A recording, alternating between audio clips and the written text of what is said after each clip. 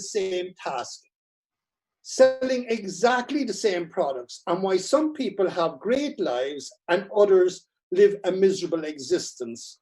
And that's fascinated me. And you see, as I go through, I've investigated that all around the world. I believe, however, that we as human beings are extraordinary. And if we have the ability and the opportunity and the help and coming across the winning line together, we can all work out. Well, my story actually, focuses on what I see as the main attributes in relation to have success, both in your life and in your happiness. And I believe I am myself in near nirvana. Now, some people say that's crap, but in actual fact, it's a state of mind, And what I also believe is what I have done in my own life is I've connected with what we call ordinary people, because we make ourselves ordinary. But most importantly, like most of the people I've connected with have done extraordinary things, and they're seen as extraordinary, but they were extraordinary already. People of all professions and ages, people just like you and me, people that have got up off their armchair with a mission and a vision to pursue, whatever they want to be, whether it's the best mother, whether it's the best team player, with a passion and convictions. And my father gave me a book one time from Lawrence of Arabia, and every single one of us that's out there are dreamers. There's not one person and I want you to hold that thought in your mind about what you want and what you dream about. That we're dreamers, and every single person, I believe, are. And Lawrence of Arabia's quote said, "We all dream, but most in the dusty recesses of our mind, but most wake in the morning to find it was vanity. But the dreamers of the day may enact their dreams with open eyes and make it a reality." And the greatest reason for people not following their dreams is the fear of failure and what others think of them. And as you see here, these are my Buddhist mentors from Nepal. And as I said, I learned actually, I was one time a capitalist, and I became a social capitalist and came back. But also to let you know another little thing about me, I'm also an introverted extrovert. In other words, I take my energy from people, and sometimes I can go on a 90-day expedition onto the ice and never see anybody, and looking all the time for my inner peace. And yes, I've been looking for inner peace too. So what I'm going to talk about is very simple. It's about success. It's about failure. It's about fear. It's about pain, selfishness, passion, victory, death, and indeed reflection. As I said, as an adventurer, I've done over 150 expeditions at this stage. And my occupation, is a very unusual one, and I'm very lucky to have it. And you see later where I started. But I run expeditions all around the world to the most unusual, the most remote, the most beautiful, and indeed the most dangerous and challenging places on planet Earth. As an entrepreneur, I work on 5 continents, and I meet and work with amazing people like you, multicultural, multi-talented, and passionate about what they do. Well, a few weeks ago, when Manoj asked me if it's a case that I could come on tonight and told me the array of people that were there, I was fascinated. But I asked Manoj, what should I talk about? And he said, is there any chance you would give something uplifting, different from the standard type of things that you'd have on this? And then he went on and he said, could you tell people about your earlier life, the ups and the downs, how you started business at 6, how you actually left school to become a millionaire at 15 as a bricklayer, how you achieved it, how you went broke. And I was listening and I was saying, oh my God, this is going to take a hell of a lot longer. So I'm going to do my best. And as I say, I'm part of your team tonight. If we take that everybody on here is a team player or is in a team, from one source or another. And I'm delighted to be part of that team tonight. So can I ask you to become part of my team? And I hope you get something out of it. But a little bit about my background, right? As you see here, I've been a bricklayer, a developer. I've actually set up a bank with no money when I was 30. I became an explorer. I became an author with 7 books without ever being able to read or write properly until I was 30. Yet I was turning over 72 million at today's rate when I was 21.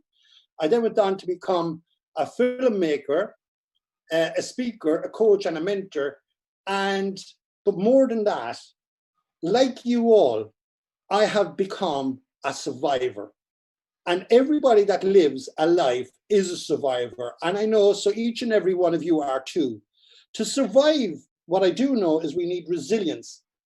From my life learnings, I know from the time that I was born, this is a natural trait. It's ingrained into our DNA, provided we have the right mindset, that we have people to have our back when things go wrong, the attitude to become a fighter in adversity. And as humans, let me assure you, as in my last book, we have the power to survive troubled times like we're in now. And you know why? And it's like Dr. John D. Martini, who forwarded the book. It's innate for us to fight and to survive. Sometimes, however, we do need help. Therefore, it's important to ask. Now, for over 30 years, I have traveled the world for 7 months of every year on my adventures, and I seek out challenges that stimulate my interest, that of the teams that I work with, and that for my speaking and coaching profession, right? For the other 5 months, believe it or not, I present, I write, and film about my experiences. So a lot of people would say, like that, what an amazing life. And you know what? I actually feel I have, because I'm constantly rejuvenated, re-energized, and looking forward to the next day of my life as I constantly reappraise my objectives. And even at 63 now, I have enough projects ahead of me if I last till I'm 100. And I believe for me, it's about constant, knowing what's next. But before I go further, like what people ask me, what is next for me and what is my greatest ambition? And before I leave this point, it's to become the best grandfather that I can be. In all the achievements that I have been before, right, okay, I haven't been a great father, and I paid a huge cost in relation to, for the challenges that I've set myself. But just to tell you, like I started the film business when I was in my 50s.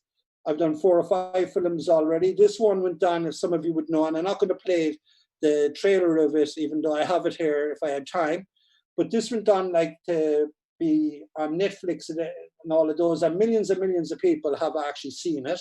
Just to show you, I have the biggest adventure company in Ireland, that goes to all these places, Kilimanjaro, Nepal, and places like that. Just 2 years ago, I set up the Forever Young Club, which is for 50 to 90-year-olds. It's a tribe of people that actually connect, because we want to be a tribe as we get older. So as we get older, we have similar-minded people going forward, in life. But you know what? I was absolutely flying in February of this year. And when March came, everything, all my speaking engagements, all my travel, hundreds of people, I had to stop. And believe it or not, I thought myself, I'll go broke again. But in reality, what happened is I set into the mindset of accepting the worst that I can be, and I continued.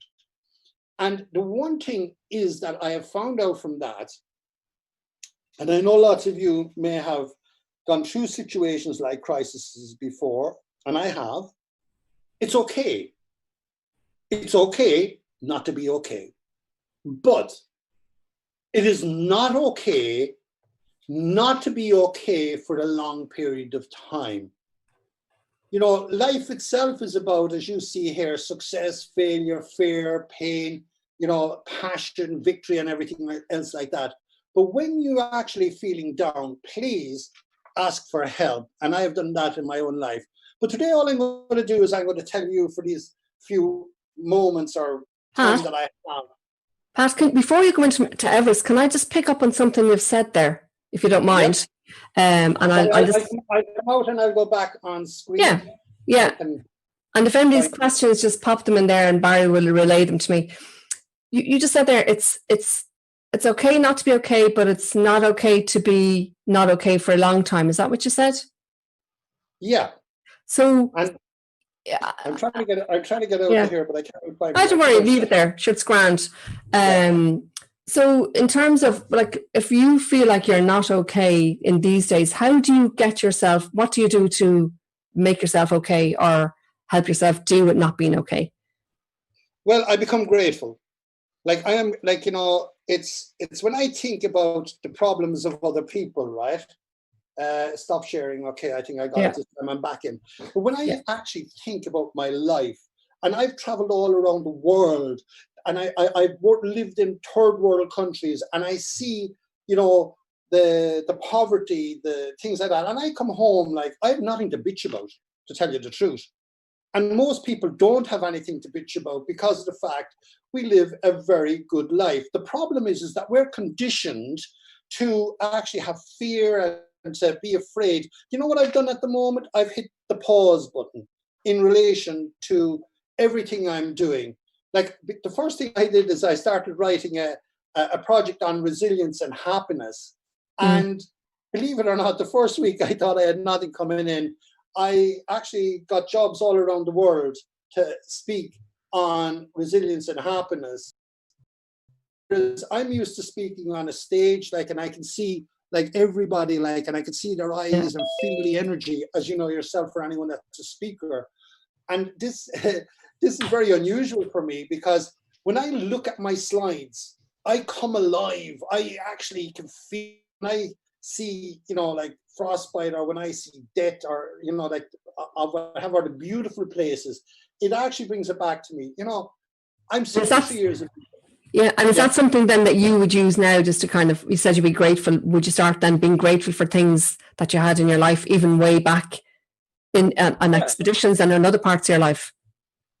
Yeah, I think like what I'm mainly grateful for now, like I'm grateful to be alive. I'm grateful. There's a great poem from Robert Service, and if I had kept going, I'd have ended up in it because I was very ruthless, and you see in a minute how ruthless I had been. I wasn't always a nice person. I believe like life has changed. But there's a great verse and it ends up like this. And my son said to me, he said, Dad, he said, you know what you missed for what you've actually done? And I said, what? He said, family meetings, funerals, confirmations, parent-teacher meetings. So anyone listening there would say, like, you know, God, he must be a right BOLLOX, you know? And but the thing with it is, I caught it in time in my 50s. And the verse goes like this: He has failed, he has things by half.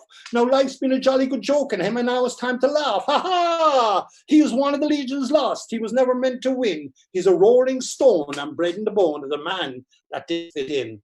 So I decided to fit in because my greatest legacy that's left in life, and your greatest legacy, is your family. And so I hope that answers that for you. Yeah, fire ahead. Tell us about Everest. So I'm sure everybody's dying to hear.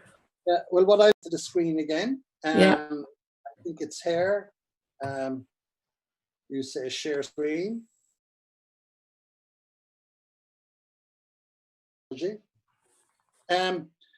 But today what I'm going to do is I'm just going to tell a story. And the story is about living life on the edge, right? And I know as I'm speaking here, every one of you, life is living on the edge. That's what it's about. And every one of us have had success, failure, setting goals, staying focused, and following our dreams, right? No matter what they are. What I have learned from my experience is that life is a mountain, and each and every one of us have our own mountains to climb. So what the physical side of it, and what gives me the platform, is what I've done, you know, from the physical and mental side of doing things like I have done. But I'm going to bring you on a journey for a small while, and I want you to consider the aspects in it, right? A journey of a lifetime for me, a journey of challenges and changes that I have set for myself that most of my friends, family, and critics would have said is impossible. And I know lots of people out there that are listening now would have had the same things. And the reason why they call me the accidental rebel is I usually give them the one-up finger and say, and actually continue with what my own thoughts are, because sometimes, you know, it's the critic that can actually put you off from what you believe and what you're doing, to jack in a job, to follow your passion, to do anything like that, to actually go after a career that you want. And what I'm going to bet, and as you see here, like this is Mount Everest and it's the South Pole and Antarctic, but I will bet, now as we sit here, there's not one person out there will not have heard of those places. Mount Everest, Chomolungma, goddess mother of the earth to those that live beneath us, Antarctica. And you could see the cold of it here. Every time I even think about it, right, okay, it sends a shiver up through my back. For me, they revibrate energy and sends a shiver through my spine. These places, as we know, have fueled the imaginations of scientists, whalers, adventurers, explorers, and armchair travelers. And they are man's greatest, physical and logistical challenges, right? And yes, we all have our Antarctic and our Everest. So you might ask, what is it that I might have to say here tonight that might be of interest to you? Well, you know what? And I've learned this, the fact that the task of climbing Everest, crossing Antarctica, or achieving, or doing anything that I've ever done, including try to become the best grandfather, believe it or not, are the same as the undertaking, being the best grandfather, undertaking of any major objective I have set out in my life. And the principles, however, and the attributes of succeeding are the same. So no matter what you want to do, whether it's, have a dream to get something, and I want you to hold your thoughts in your mind as I'm taking you on that journey, because I'll give you some very, profound advice later on it, whether it's personal, emotional, or in business. And, as I said, we all do have an Everest. But if you look at this slide here, as you will see, I've been to amazing places.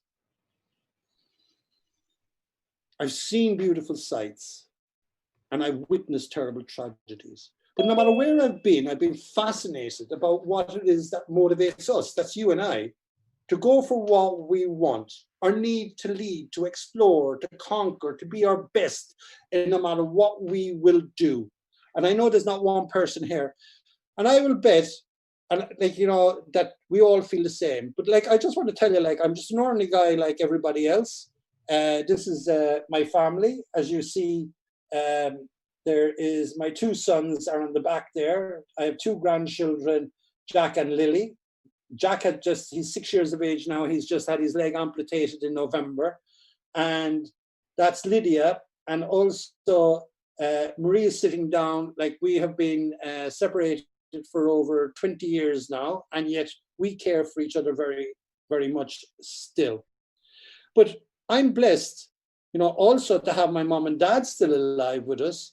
And now the most important thing in my life is family. In the past, to follow my dreams. Yes, I've been selfish. I've been ruthless. I've been arrogant to succeed in my dreams. And indeed, I have paid a huge cost for that.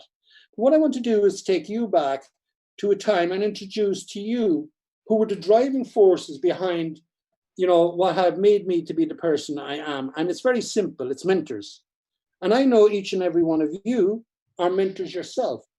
And, it's very important, even in times like this, because your attitude affects other people, whether it's your kids or whether it's people at work or indeed your own mindset, to be positive. But here's one of my mentors. This is Mary B. O'Callaghan. She couldn't read or write. And I went to live with my grandmother when I was 6. And she gave me my first job. And that job was to, collect secondhand clothes in the streets of Cork City. We were among 5,000 council houses, but she couldn't run up and down the steps, and she caught me her bar of gold.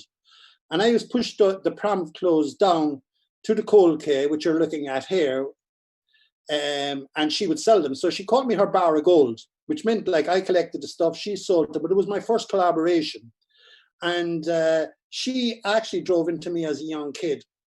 The fundamentals of living a great life. And that's, if you think you can, you will. And if you think you can't, you won't. And, it was a time where your grandmother could hit you if you didn't follow her advice. So therefore I would be afraid not to do it. But she always told me, no matter what I thought, she said, you can do, son. You can do, son. You have the power. You have the power. And by the time I was 12, believe it or not, I had £750 in the bank, and a house would have costed 4,000. And I never forget, I was going down the coal quay there, and I was delivering my pram of clothes, and that's my grandmother, and to her. And what happened was 3 Americans stopped me and they took pictures. And of course, as they stopped me with the pram to take pictures of a poor child, and I was wondering, was I really poor? I put out my hand, and that was my first modeling job. As my grandmother would say, a dumb priest never got a parish. But what happened is they started talking about us Irish kids that were far happier being poor. Well, believe it or not, my grandmother was training me to be entrepreneurial because she was very poor and she had to rear 6 kids. And she wanted her son, you know, to go on and do other stuff. But I went home and I said to my grandmother, are we far better off poor? And she killed me. She absolutely killed me. And she gave me a clatter. That's a slap in the face for those that don't understand, you know, that are not Irish. And she brought me into her front room. It was only 15 feet across. You know, that's less than 4.5 meters. And she cut my ear like that. And she put me up to 4 pictures. One was the Sacred Heart. And she said, see that? Yeah. He was our spiritual leader. There was the Pope. Then there was Eamon de Valera, who was our president at the time. And then she put me up to the 4th fella and she said, see that guy up there? And I said, yes, Nan. And he said, that's the most powerful man in the world. And I want to tell you, you're as powerful as him. And that was JFK.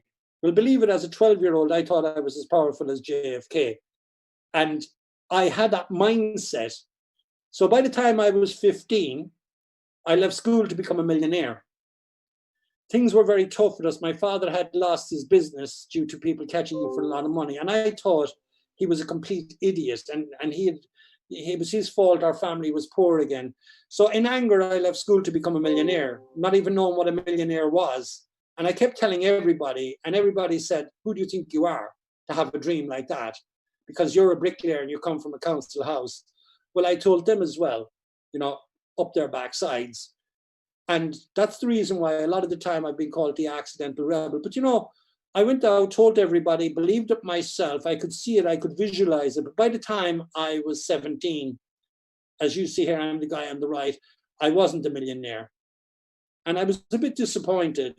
Well, I was big time disappointed. But I went to my dad and I said, Dad, you know, you think I should go back to college? He's my greatest mentor, by the way, like, you know, outside that. And he said, son, look, he says, you're a dreamer. And this is what I found about everybody. Everybody is a dreamer. And he says, dream and dream big. But remember, the following of the dream is where the success lies. And I try to pass that on to everyone because sometimes we dream too small. We think too small. Then we get there and it takes too much time to actually recalibrate ourselves. But the big thing with it is, if you dream big, you can always turn away, you know, halfway there. But you'd have actually, like some people say to me, you know, how do you do what you do? And they say, get to the South Pole, get to the top of Everest, like, you know, do all of those other things you do. And I'd say it's always about taking the first step. It's not the last step. It's not that people see, like, you know, that I've summited Everest or done Antarctica or was very successful in business. It's actually having that dream and taking the first step. Well, anyway, I didn't actually go back to college. I kept going with my dreams. Within 2 years, I was turning over about 72 million at today's rate, and I was a multi-millionaire by the time I was 21. I got married at 20. That's Marie there. By the time I was 21, I had the house of my dreams paid for. That's it there. That's Beechwood in Cork. And I had everything that a man could desire. I had the flashy cars. I was a bit arrogant. Well, I was arrogant. And I had a fantastic team that, as you know, like that people go to energy. And they clung around me, but I disrespected them. And by the time 1986 came, it was a very bad time. And we were going through something like we were going through now. The arse fell out of the market. I was borrowing about 2 million, and I was on 2% above the die bar, which was at 36%. I was 38. Mortgages were at the time 18%. And everything that I had, my team fell away because I didn't respect them. And then the banks foreclosed on me. And believe it or not, Marie had personally guaranteed, and any money she had, she put in to save me. But I started blaming everybody, probably including my wife, the banks. I was blaming the government. But in actual fact, it was just me. I had taken my eye off the ball. And this is where resilience come in, that when things go tough, you know, then you need to ask for help. Because what happened to me at the time, even though, like, as you could see here, I was married, I had 2 kids, like a lot of you now that are listening in, I started to blame everybody. And one evening, after the banks pulled down my overdraft by $250,000, I couldn't afford to pay the men, and I felt that I was useless. And I drove, a person that you wouldn't think to it, towards an open wharf in Cork City, and I was going to take my life through suicide. I drove down the quay, and just as I was about to enter the water, I seen my two kids' faces. And as I seen them, I jammed on the brakes. The sweat was profusely pouring out of my face at this stage. I could still actually feel the anxiety. I could still feel the pain of that moment. And the car stopped just 4 inches from going into the water.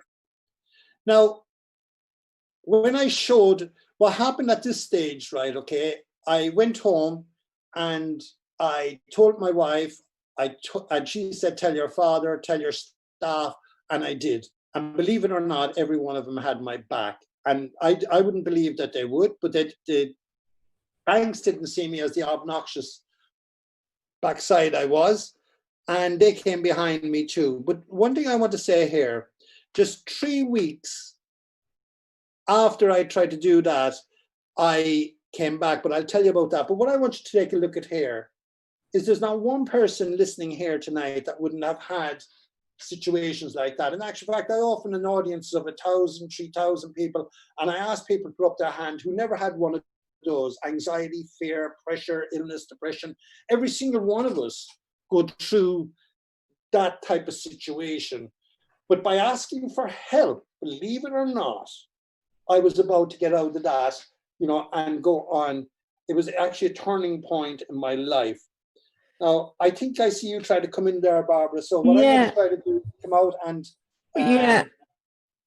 And am I right in saying now, Pat, that you are involved in mentoring people who are suicidal? Is that something that you're doing, or was that something that you had done since then? Well, what's happening at the moment is it's never been so rife. I have lots of people like in real fear at the moment of either losing their jobs, they have families, are in the same situation.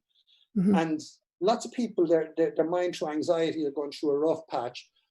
My job really is to say to them, just pause the button, right? Okay. If I had taken my life when I did talk, and I put this out there, if there's anyone, in a situation like that, it's a matter of just talking and getting it out there. And I show people, and this is one of the reasons why I do this. If I had taken my life back then, if I had taken my life because I didn't feel, that I was worth anything, I would not have my grandchildren now. I would not have the life I have now. I would not, do what I have done. And this is where I went in seek of happiness, because I was a sad little puppy at this stage. And, what was about to happen next completely changed my mind and my mindset in relation to life. This is where I became a social capitalist. I became an introverted extrovert. I took up the Buddhist philosophy. And I say it's a philosophy. I'm a Catholic by religion. And I try to live the best life that I can be. And as my mentor said, that's all you can do. And it doesn't matter, what element, but it's to be the best. And you know what? You have the power. Everybody has the power. It's a matter of looking for help. And actually, Pat, sorry, just before you go on, and I think you might be about to answer this question, actually, it was a question that came in just earlier from Donal, and it was, at any stage in your journey, were you running away from something as opposed to pursuing something? And I have this little feeling that you might be about to answer that question, or maybe I'm ahead of myself. Well, I think you're very right. I think what happened is part of the initial start, right, okay, was running away. And then, and this is where life actually catches up with you. And then I decided, or I came to it, that I had to stop running. But, I didn't start running till I was 50. And a lot of us out there, and the caution here really is that be careful for what you wish for. You know why? Because you could get it. And sometimes what you get may not all the time actually match, everything we do has a cost. To me, it was about to cost me. It was about to cost me my family. It was about to cost me, there's been times where we have had so much strife, and my lads would say, Dad, you're a complete, I said to my father, a BOLLXOX, in the earlier stages. But you know, sometimes when we're running like this, we don't realize the pain and the anguish that we're causing to others. And if I had my life over, would I actually change things? I might have done things differently, but you know, we can't rewrite our lives. Yeah. And it's never too late to change. And that's a point I'll be making. Like, this is what we do in the Forever Young Club, the 50 to 90-year-old group, a tribe that I have in relation to mindset and following their dreams. So it's never, ever, ever too late for anybody to change their mind in relation to what they want to do.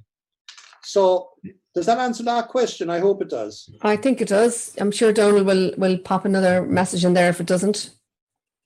Okay, so what it's an above question. Yeah, Grant. Okay. Yeah. What I'll do is I'll go back in again. Are we all okay for me to go back in again? Yeah. Like when I see the slides, I get very emotional because it's actually a journey, believe it or not, for me to see these slides, you know.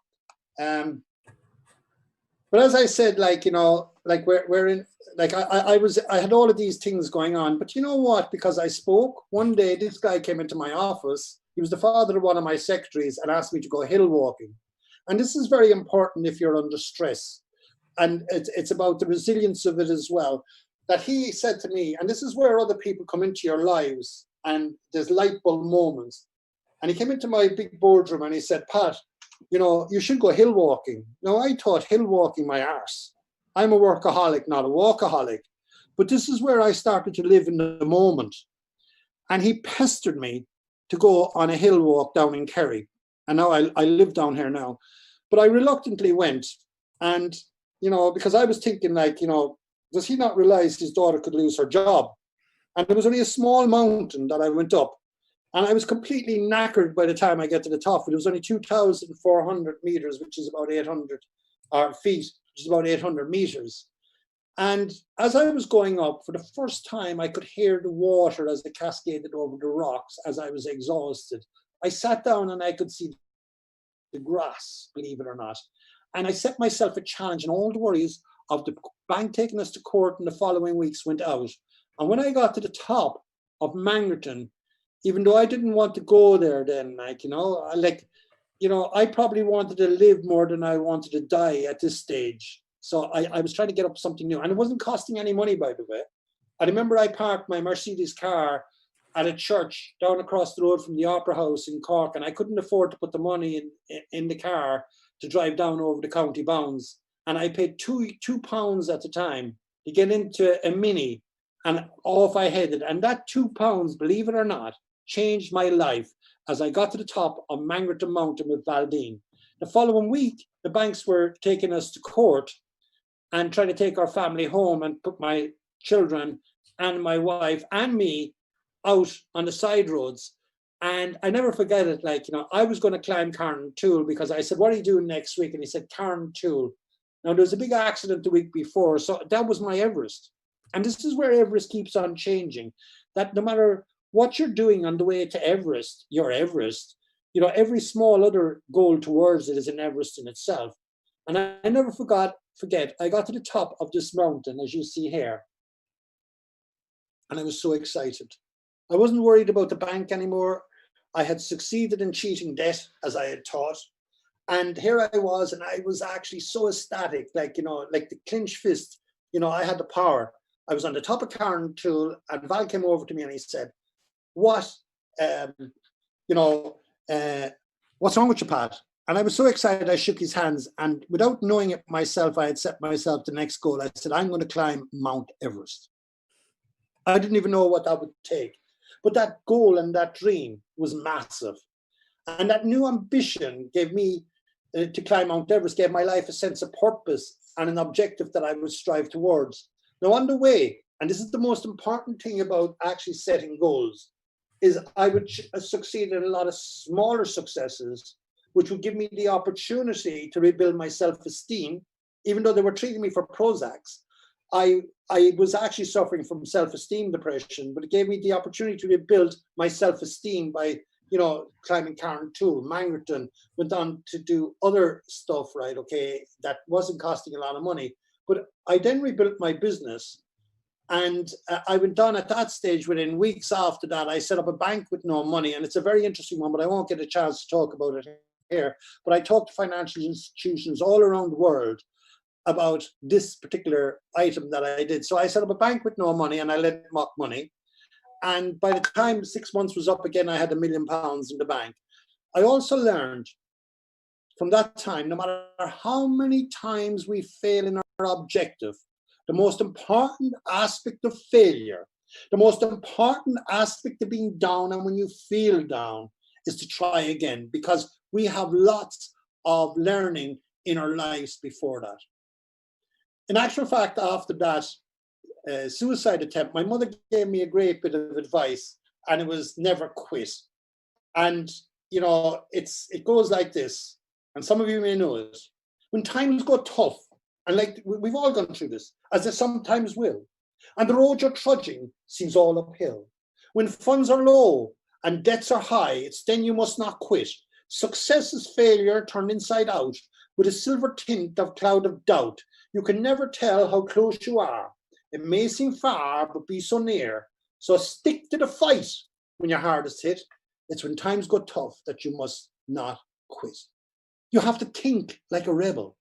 You have to become a maverick and actually keep going. Well, after that I did. And by the time I got to 40, I retired from the corporate world at the age of 40 to follow my present course of that as an explorer, a trainer, an expedition leader, motivational speaker, became a film producer and an author. I find life has been good to me because I've had to change. And we're still going to have to do this on numerous occasions. You can see from the bricklayer to the developer, to the real estate, to the banking, to everything I've done. I see change as a challenge. And this is exactly what we're going through now. And this is where we need resilience and to love ourselves. And I love a challenge as well. But I've seen that the way to succeed is to have goals and dreams. Now, whereas you can see, I was successful in a lot of things I've done in life. And my greatest regret is the one thing I didn't focus on, and this is just throwing in a warning to everybody out there, was whereas I was driven in everything else, I wasn't driven in the fact of family. And because of that, like, you know, it caused huge pain for me, you know, through the years in my life. So that's just a caution, by the way. Now that I look back at it, if I had a little bit more balance, if I had known what I would do now and have the, you know, the more balance in my life, I probably could have saved that too. I succeeded, yes, but I lost. The lesson, by the way, would not be forgotten, and it was a lesson learned. But as you can see, things move on. But as you see here, my adventures have taken me right around the whole world. The highest, the coldest, the loneliest, the most remote places, and indeed the most dangerous places on planet Earth.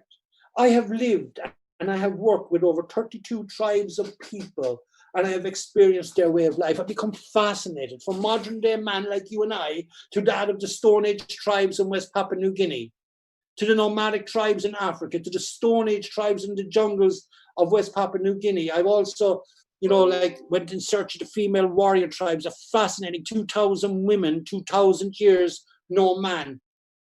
And I can't even get a chance to talk about it now because I know I'm going to have to come out at some stage. But throughout, and this is what I've learned, by the way. This is what I've learned. Throughout the course of all of our lives, every one of us, whether any of those as well, we're all faced with many challenges, no matter who we are. We set goals, targets, ambitions, and we try to achieve them. Even the Stone Age tribes in West Papua New Guinea. And I've learned that from my grandmother, who said to me, like, you know, we're not meant to live in an anthropological museum so other people can come in and glare at us and tell us we're happier and we're dying, you know, at a very early age, and we have no sanitary or proper equipment, right? So that's what I've learned from that, that you were all faced with many challenges, every single person in this world. And this is what, in one way that I take a great thing out of COVID, is that we're now more compassionate and open.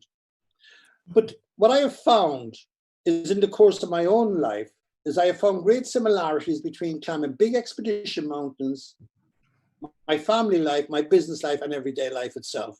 For instance, to get to the top of a peak, no matter who you are, you have to start in a valley. And getting to the summit and getting what you want is not always guaranteed. And if it's a case we accept that, then it makes us a lot happier as well. Climbing mountains, which I know a lot about, and I know a lot about life too, is a series of high points and low points that are made up of successes and failures. Pat, well, can I jump in, Pat, just before you go on ahead? Yeah. You seem to have, you talk about your mother and your grandmother a lot. They seem to be very influential on you. That be right to say? Yeah. And can I just ask, because that quote that you had from your mother about not quitting, that piece that you recited, I'm sure I'm not the only one who'd love to know that actual transcript. Is that from a poem, or is it just something that your mother? Do you know the poem? I think it's from a poem. My mother gave it to me. I'm so blessed, and this is what I say to people here. Look, every one of you is a mentor, right? And I've learned this now, even with my own grandchildren, right? That I am a mentor to them. And like what I want to pass on to them, is to be positive and to live life. And yes, they're going to go through. Look at Jack. He's had his leg amputated, right? He was born with some of his organs outside his body. But I'll show you a video in a minute, because this is very powerful, how a young 6-year-old has the power to actually live life, and he believes in it, right? And what happens with a lot of people is they don't believe they have the power, and they do.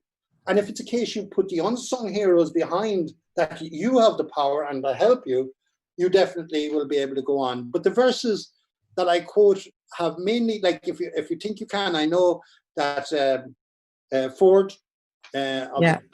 philosophy, my grandmother, we were from Cork, so Fords were down there.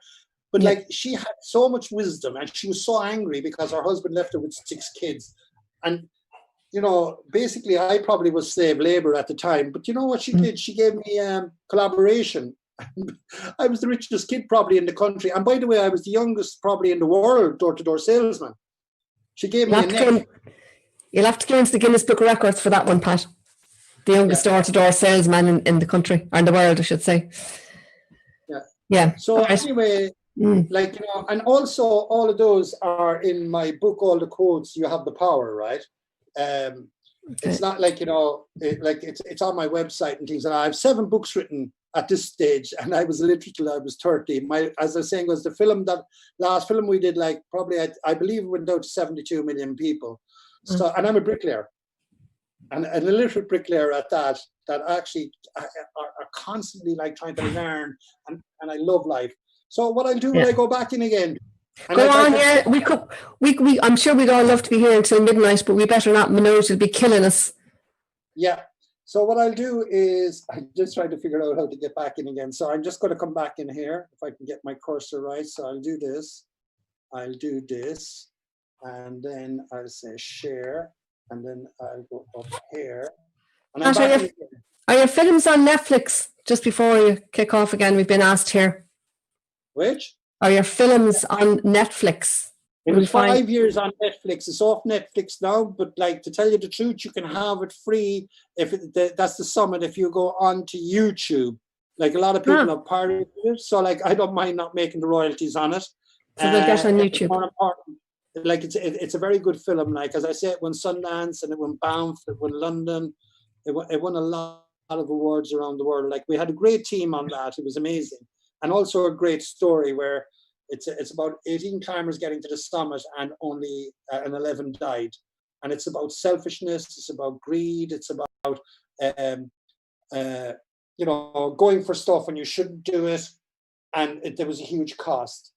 But now that I'm going to start moving on the likes of K2, I'd like to tell you a little bit about climbing Everest, because Everest to me is like a metaphor for life.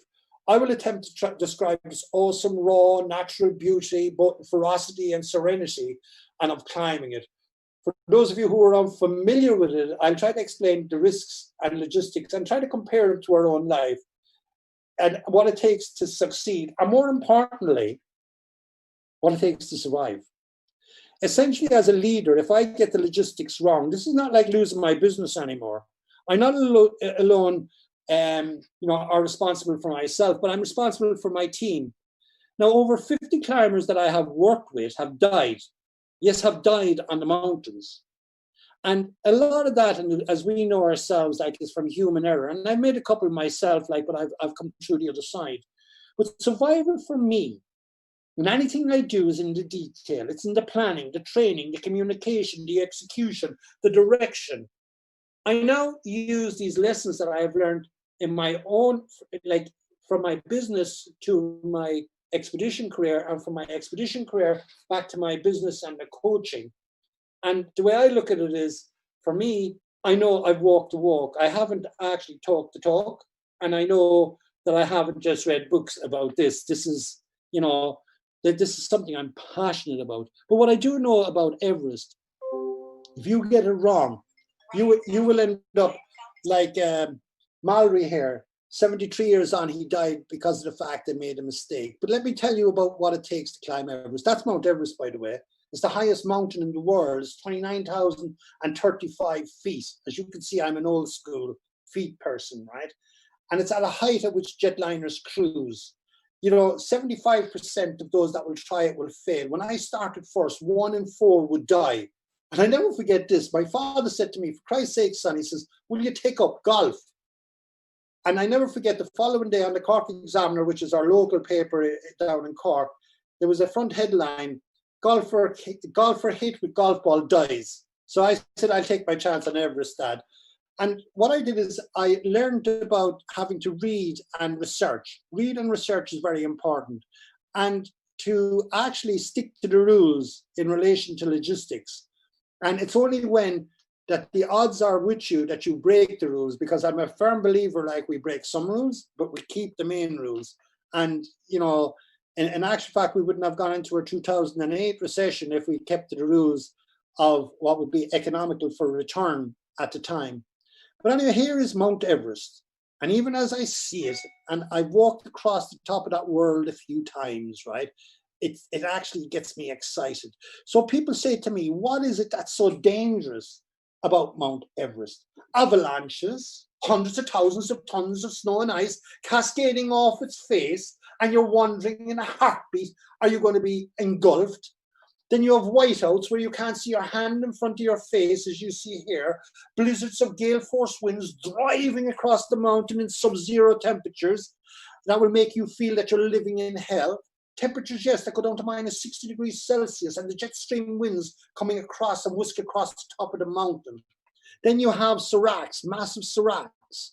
In actual fact, that was the biggest killer on K2 on the film we did. Sometimes the size of the county hall in Cork, right, okay? And massive blocks of ice that are there like the Leaning Tower of Pisa.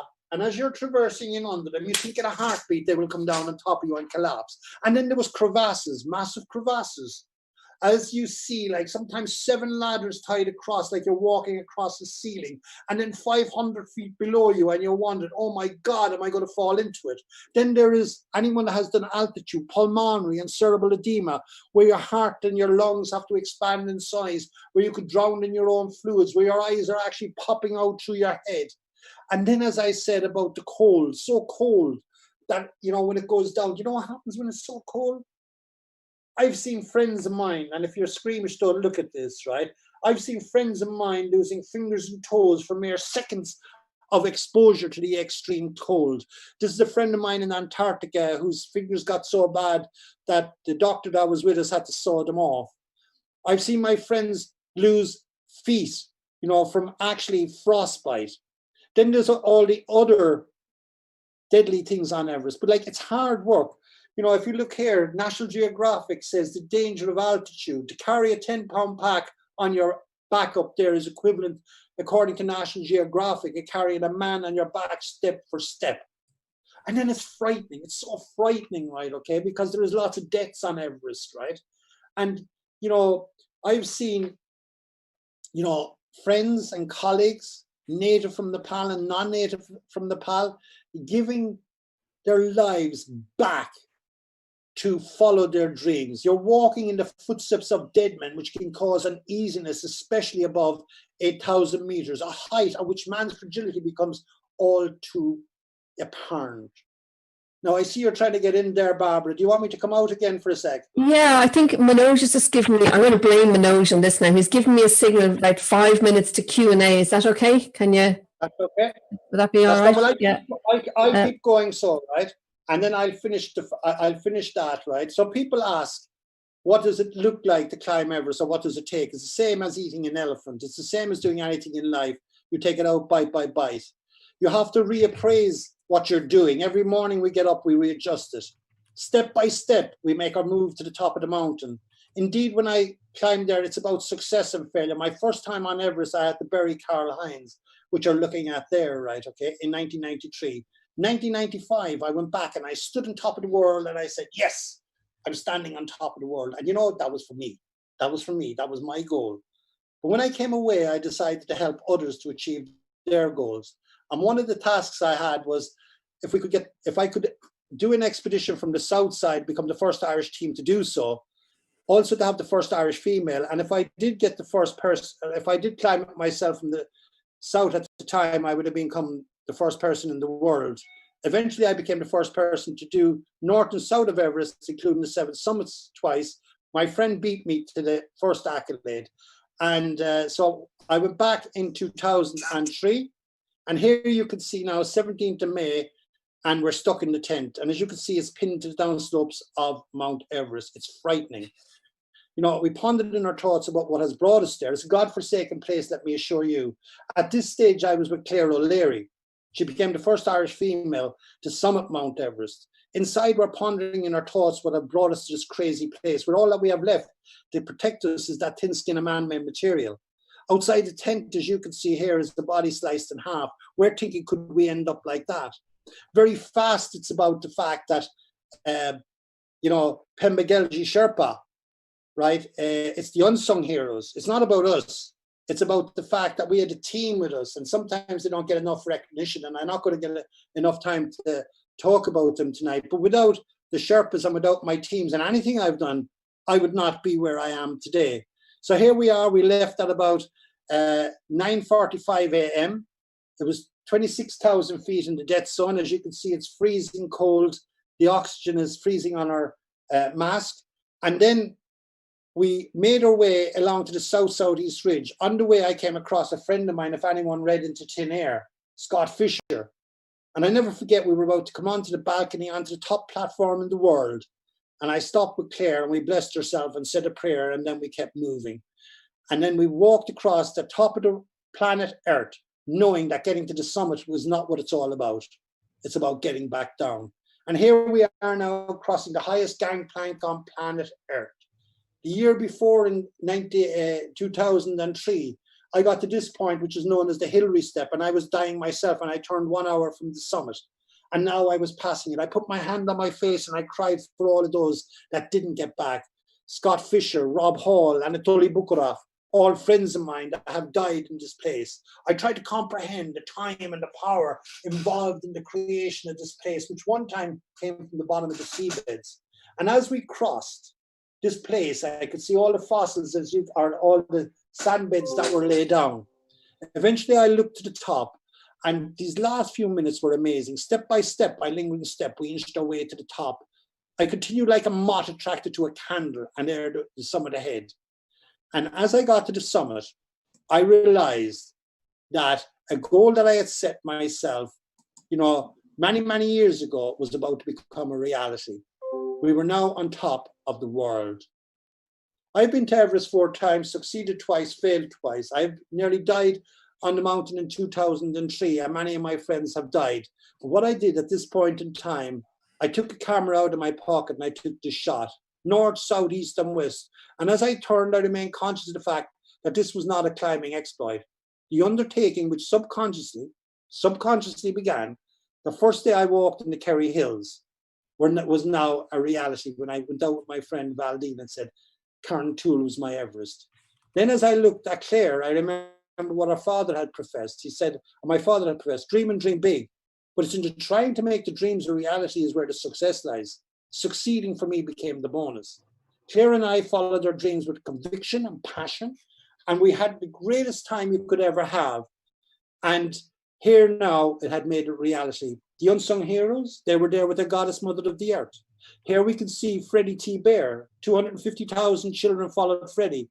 Freddie actually turned the previous year with me 1 hour from the summit, and all those kids were going mad that he turned, right, okay, and thought he had failed. But Freddie went back and he got to the summit, proving that, in other words, you can learn from your mistakes. And here he was now on top of the world.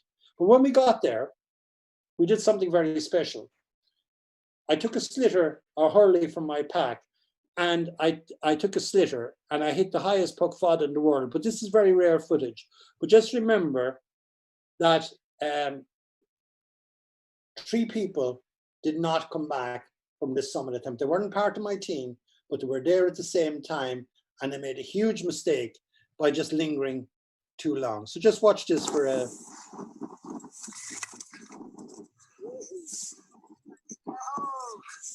Oh, it's the highest puck fodder in the world. I fucked. Or sorry, that's the highest puck fodder in the world. I'm breathless. I can barely breathe. It wasn't the most majestic, but it's gone off the top of the world. Unbelievable. So then we were on top of the world. There were no television cameras, no roaring crowds, and basically we had achieved our goal. And as we were coming down and 3 people died, Claire said, "What's next?" And I'm going to come out here and we could have a discussion. Oh, how do I get out of here? Yeah, unbelievable. And I know what's next is a catchphrase, Pat. And I do know that at the end you've got another 7 valuable pieces of information that you want to share with everybody after the Q&A. So I want to make sure we have time for the Q&A as well as that bit. Is that good for you? Yeah, it's like no problem for me. As you can see, I could.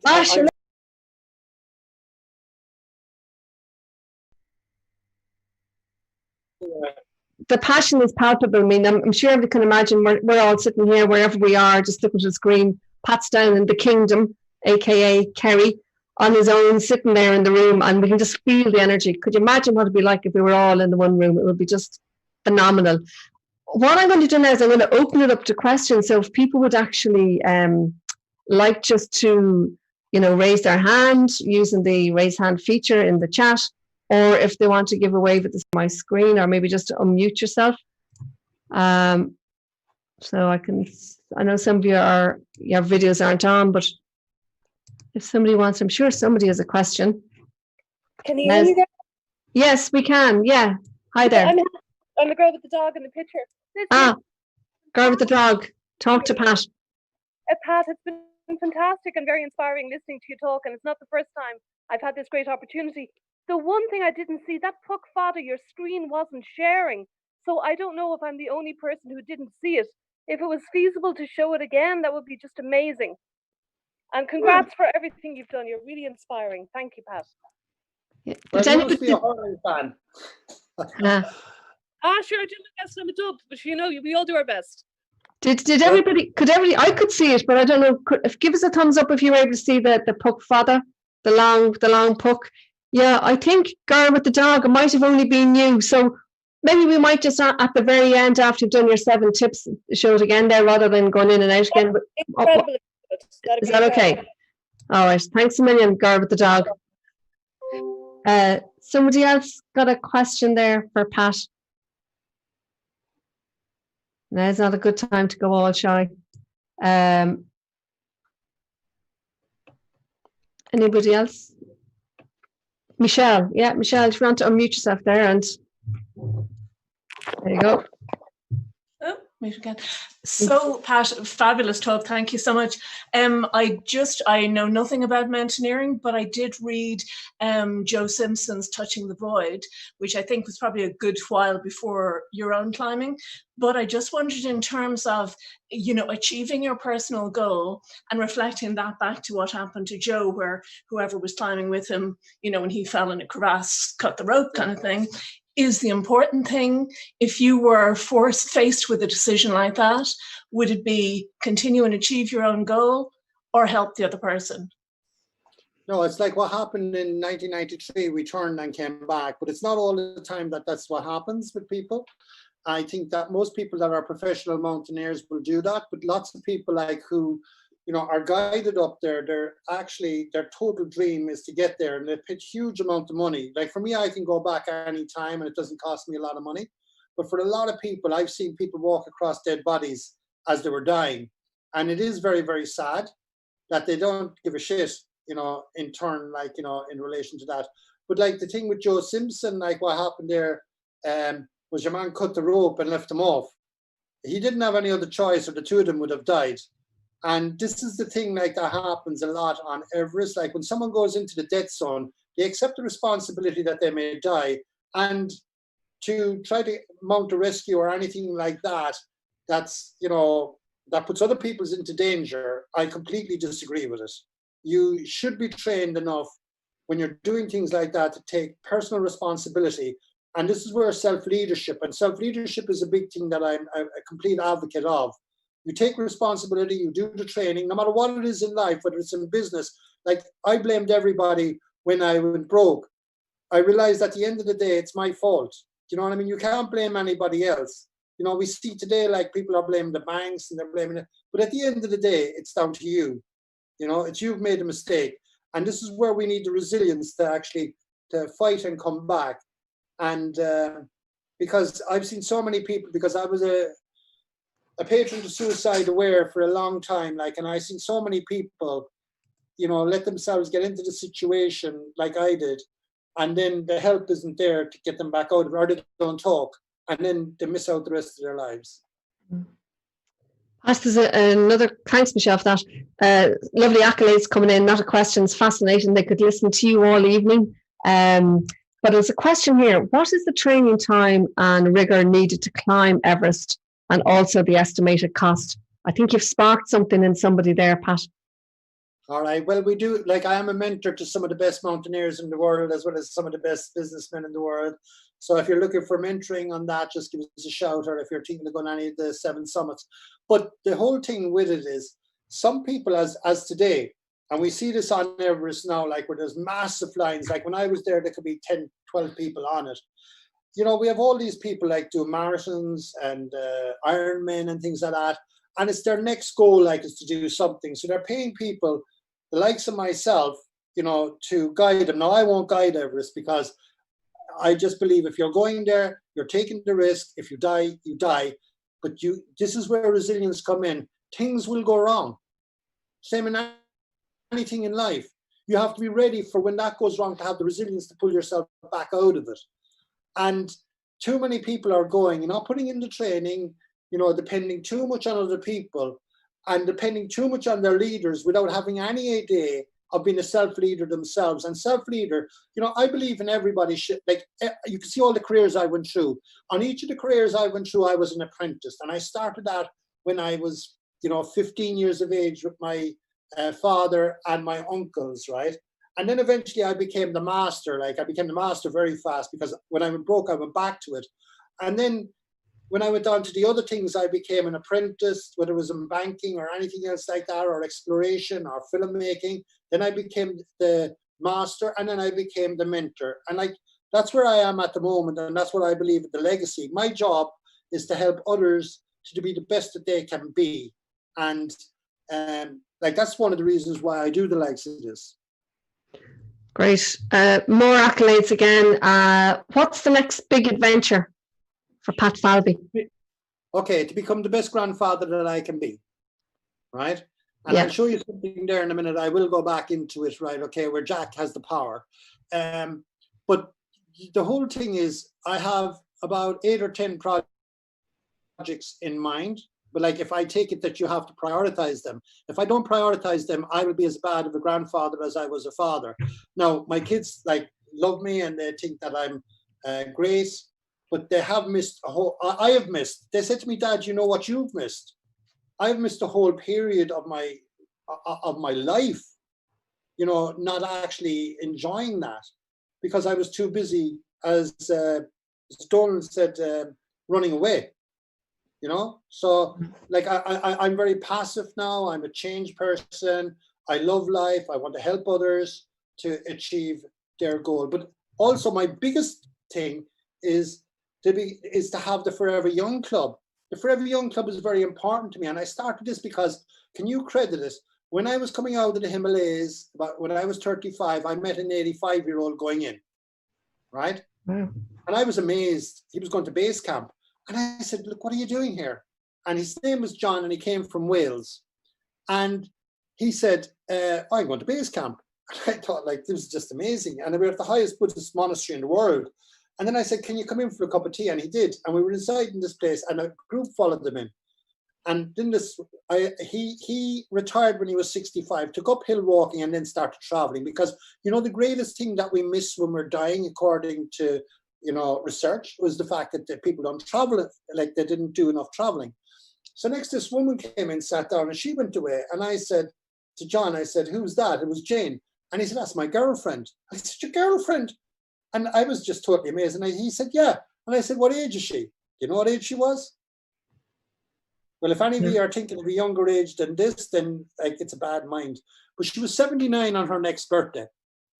And she met him when she was 65, right? And she was a retired school teacher. It wasn't a lot of money. But my God, like, you know, they were having such a good time. And she planned a trip for 3 months of every year to go to the Himalaya. 3 months for 15 years. Wow. And at this stage, they were at the end. They had already been in Nepal, and they've been are in Tibet and in Mongolia, and now finishing in Nepal. So I said I set up the Forever Young Club. If any of you want to find out about it, just go onto the website or just actually contact me, you know, personally or anything like that. But it's all about, no matter what age we are, it's never too late. And, you know, so does that answer that question? We'll take it as a yes. I'm just, before you go to, because I know you're dying to show that little clip of Jack, and I know you want to leave us with the seven really solid tips for us as well. One comment here, Pat mentioned people not starting to run until they're 50. Why is this? What do we miss before? Well, I started to get, am I breaking up? Okay. I said, Pat mentioned people not starting to run until they are 50. Why is this? And what do we miss before then that we only start then at 50? Sorry, I don't, that doesn't make sense, like to start to run. Yeah, you said something about you only started to run at 50, but I think you might have meant to say you only started to climb at 40, was it? No, I started climbing when I was 29. Okay. But what happened is that I didn't stop running until, like, stop running meant I was running away all the time. Right? And then what happened is what stopped me in my tracks is I just walked to the South Pole, which is one of the hardest things any man could do. And when I landed at the airport, my son said to me, you know, do you know what you missed? And do you know your mom and dad are still alive? Do you know, like, that you have a family, your siblings are still alive? Like, we're all going into our 60s now. So that means, like, on the law of averages, we all won't reach 80. And it's about the fact that now I embrace the fact that, you know, I've stopped running. I'm nearing nirvana. I have a huge amount of peace in my life. I accept everything that comes at me and I take it to its worst, and then I work back from its worst. So it's like, you know, I stopped running away. Okay. When I was 50. I think you've clarified there. Great. And a great little plug there for the 50, for the Forever Young Club, the 50. I'm kind of shocked to think that any of us on this call would actually be over 50, but there you go. So do you want to very quickly show the clip of Jack and then just leave us with, I know you've got 7 very solid tips that would help us with happiness and resilience? Okay, well, basically, as I said, see if I can get back in here. Yeah, actually, while you're doing, I was going to make, while you're getting that back up there, Manoj just asked me to announce that the next event will be on the 2nd of July, and the speaker will be Alec Drew, and it's on meetup.com. And I'm not too sure what topic Alec is going to be talking on, but I do know Alec, and I know he talks all things business and being efficient in your business. So I'd say it could be something along those lines. And if it's not, I'm sure Manoj will correct me. Right, Pat, do you want to show us the video and give us those 7 tips? Yeah, I will. Yeah, like, as I said, like, one of the greatest things that one of my greatest ambitions is to become the best grandfather that I can be. But if you look at Jack, like he's nearly at the same age as I was when I was with my grandmother, when she taught me all of this. And as I said, Jack has had a number of things. But what I want you to do yourselves is think about what you want in your life. And I think Jack will show you how to get them. And then I'll come out from there, right? Okay, but watch this. I think, you know, this little guy is amazing. He has scoliosis. He has had his leg amputated in November, and he's up and fighting already. What are we? Explorers! Who's explorers? Jack! And who else? And Gwenda! Yeah, and show me your explorer hat. Rah! And what have you got? Show the people what you've got. A rucksack. And what else have you got? Look here, A look. hat! Look, what's this? What's this? Show The 'em. power! What has Jack got? The power! So as you can see there, Jack has the power, right? And what I believe, stop sharing. Am I back? I'm back. Like, I believe everybody has the power. I believe it's up to us to actually instill the power in everybody else.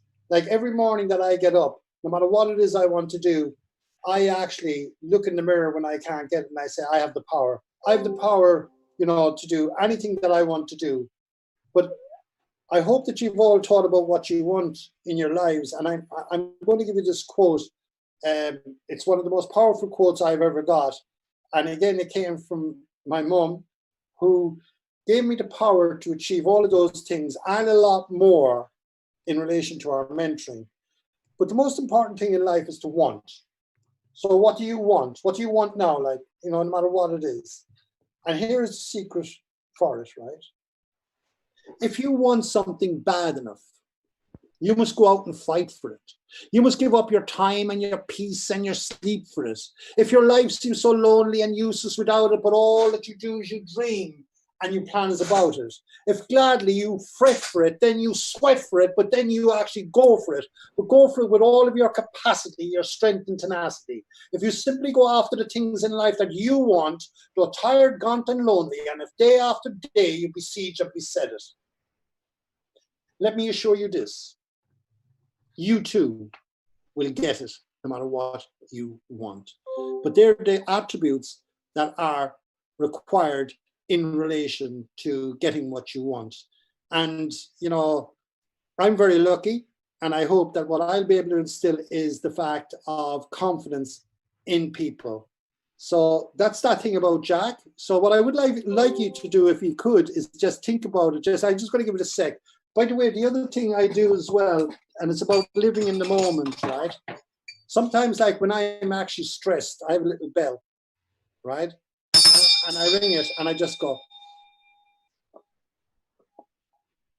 And I breathe. It only takes a few seconds. I try to do all this meditation and things like that, but a lot of the time our life, you know, there's 10,080 minutes in the week, and sometimes we say we don't have a minute. So when I want to breathe, I just ring the bell. And as you can see, like, you know, I have, or I'll say cantation of Om Mani Padme Hum, just to calm the mind. So think about what you want. Have you got it? Have you all got it? Right? I just want you to say, you know, I want you to get it right. But what I want you to do is deep inside in you is catch your fist like that. Can you catch your fist like that? Go on, catch your fist like that. Go on. Right? And think about what you want. And just say, I have the power. I have the power. I have the power. And if you say that, and if you follow the other aspects that I have said, you too will have the power. If you want it bad enough, you go out and fight for it, give up your time and your peace and your sleep for it. You just go for it, because you have only one life. That's all you've got. And there's no use in procrastinating in about anything. Like, you know, just go for it, because like we're here for just a short time, by the way, on this planet. Are we going to leave it at that, Pat? Is that? Yeah.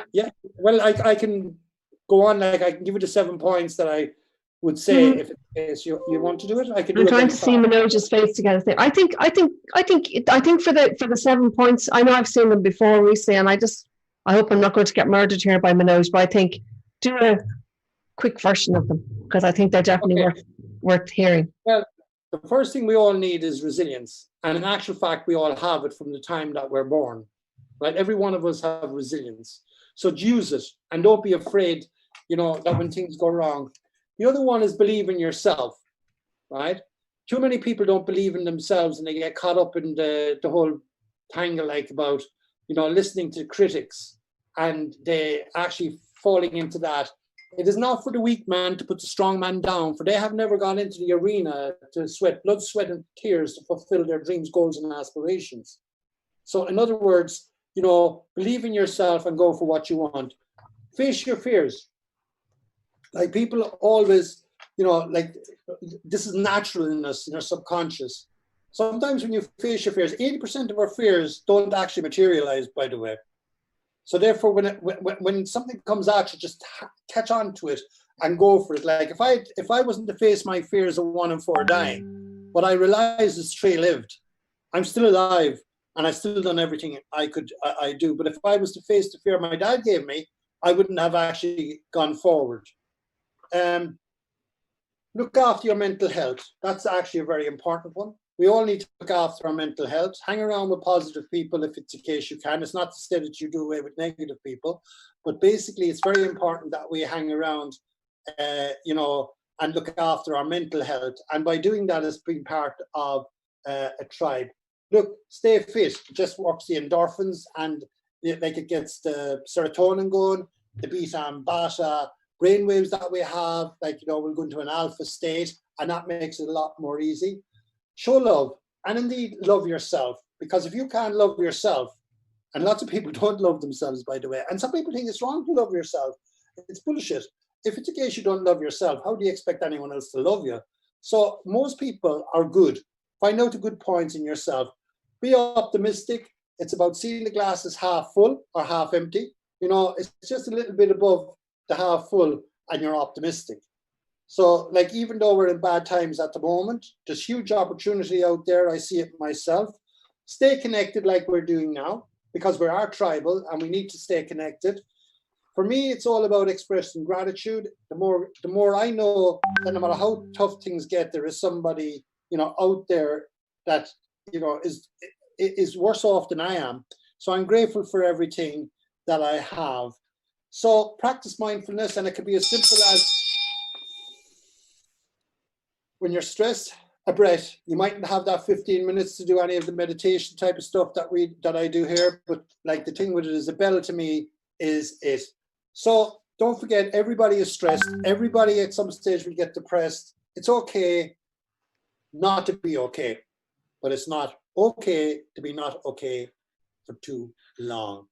Ask for help and get out of it, because of the fact you're only going to get one life, and life isn't a rehearsal. It is indeed a performance.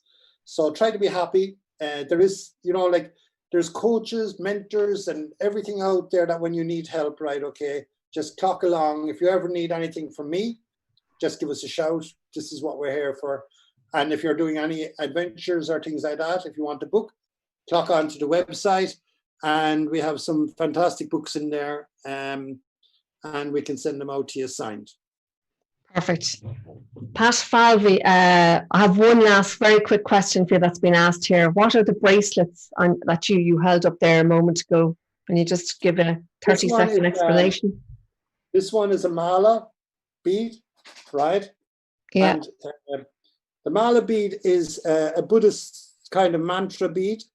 If you look at my background here, you see, I'd have, incense and stuff like that going, because it calms my mind.